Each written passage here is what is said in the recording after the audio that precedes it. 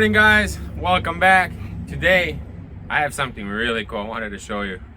So we have a 1500 kW Cummins rental generator here, and not often do we get these generators just standing in the yard. Typically they come in, we service them, test them, and they go right back out on rent. However, today's a Friday and we have the opportunity to start it up for you and show you how nice this 1500 kW unit is. Originally, this generator was actually a 1250 kW 4160 volt. However, we converted it to run at 480 1500 kW, and in addition to that, we also added a 1500 gallon UL rated double wall fuel tank right here to our left.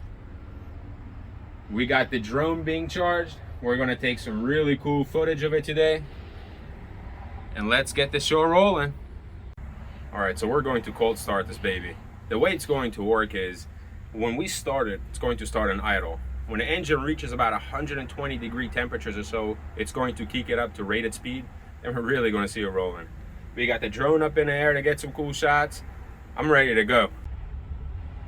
So as I said, we wanted to do a cold start. I wanted to show you the temperature before we start this machine up, and then I'm also going to show you the temperature during the startup so you guys can see the differences. So we're going to start here.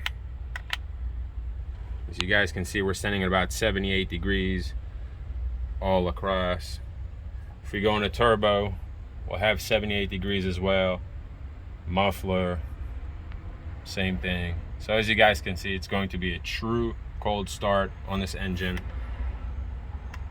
Let's see what happens.